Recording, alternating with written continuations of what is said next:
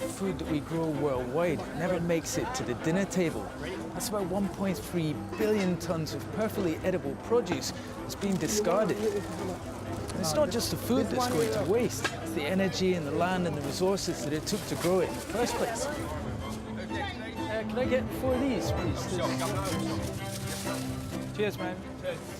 I'm Russell Beard, and I've come to the UK to meet a local chef who's kickstarting a global movement to fight back against food waste.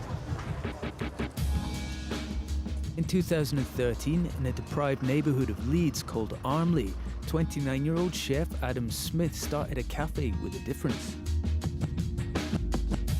Adam, nice to meet you. Hi. Welcome to Armley. Thanks very much. So this is the Real Junk Food Project headquarters, is it? Yeah, this is where the concept was founded, in this cafe right here.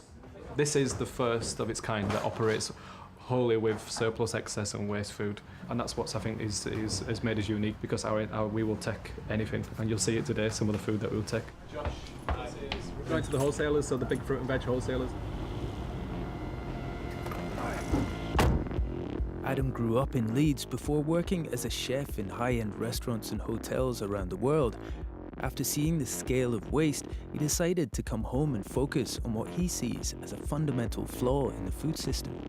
Why do we have over 1 billion tonnes of food going to waste on this planet, and yet over 1 billion people don't have access to food?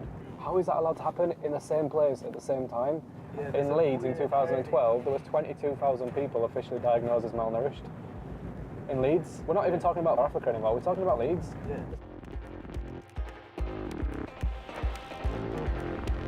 Adam's out intercepting food nearly every day, and one of his biggest suppliers is a local fruit and veg wholesaler. Every week or so we get visited by the market inspectorate.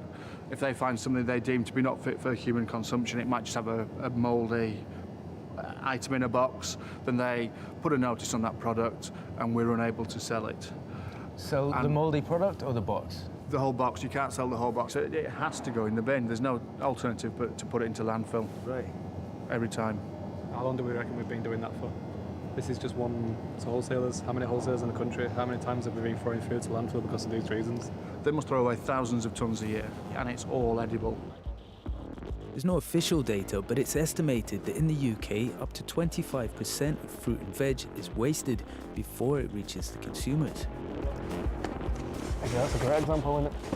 There's absolutely nothing wrong with us, but we are illegally we cannot sell. And it's literally one. You know, we're being called radical.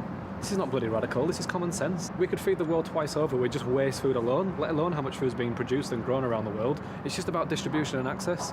That's the fundamental problems with what's going on in the food system right now. We're talking about distribution and access. I know, let's get it all done, start distributing this, eh? So you're expecting a lot of people for lunch today? Yeah, good 40, 50 people are coming. Yeah? I hope they like oranges. And it's not just perishable produce, they'll take almost anything. Adam and his team have intercepted 15,000 leftover cupcakes, over half a ton of chocolate bars, and 70 kilograms of unwanted smoked cheese. We're probably going to do anything between 50 and 100 tonnes this year. Right. In one cafe. Right. In one cafe.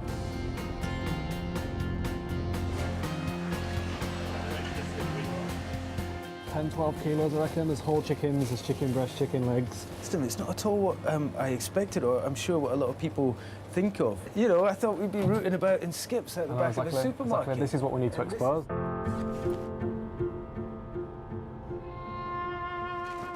Back at the cafe, it's time to prepare lunch. And while most of the ingredients are simply surplus or past their prime, some are also past their legal use-by date.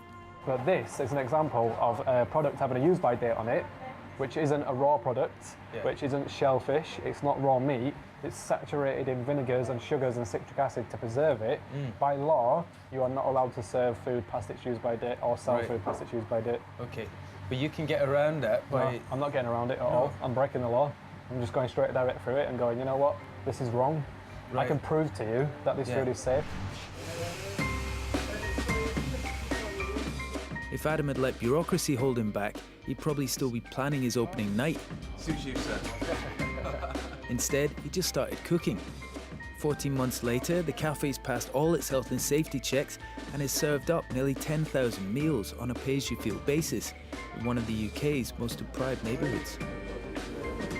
So do you eat here regularly?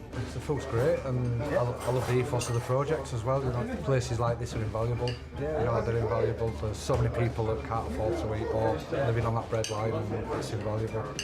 It's just a way of contributing and rebuilding a very, very broken community at the moment. Last year in the UK, nearly 1 million people relied on food banks just to get by. Nearly 3 times as many as the year before. So it's no surprise that Adam's idea is spreading. So we come down to East London to meet a couple who've been inspired by what Adam's doing. And they've opened up their own real junk food cafe and called it Save the Date.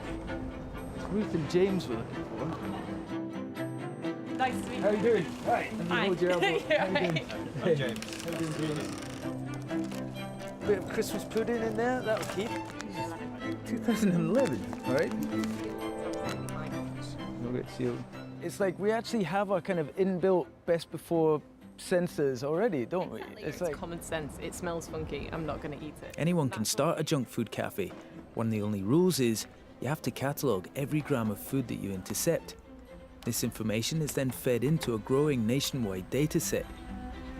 The data is there because that's what's going to make people realise that there's a problem. Like we can talk about food waste, we're all aware of food waste, we know about it, but it's when you see the hard facts and figures and the sheer volume of wastage, then you're going to take note and something's going to change. As the network grows, Adam hopes the data they collect will become a tool to provoke government and business to change their ways. And the UK Cabinet Office have already shown an interest in the figures. While there was only around a dozen cafes in the network to draw on last year, that number has now more than doubled to 25 and counting. Doncaster I opened up a couple of weeks ago, Birmingham, Leamington Spa. We got 6 in Leeds, there's 4 in Bradford. So that's 10 just up in Yorkshire already. Bethesda, Wales, Edinburgh, yeah, Glasgow, Dumfries. I've had offers from Manila and Bali and Ghana, Zurich, Cape Town, Warsaw, parts of Germany and France. I've had offers from all over the world. You could do this anywhere in the world, anywhere in the world. I have no doubts about it whatsoever. Here's some food, here's some people, feed them, let them pay what they want. It's as simple as that. Service. Food is nearly ready, everybody's started to turn up. And what's amazing is thinking that actually this would be happening whether Adam was here or not. And it's really, it comes down to that one thing. It's like that one guy had this vision and he had the courage to stand up and do something. And he's inspired this entire network of people that have all got on board. And who knows where it could end. I reckon if they had the opportunity to stop us, it should have been day one when I opened that cafe. Because the snowball effect now is it's not just me going to stop. It's a whole movement.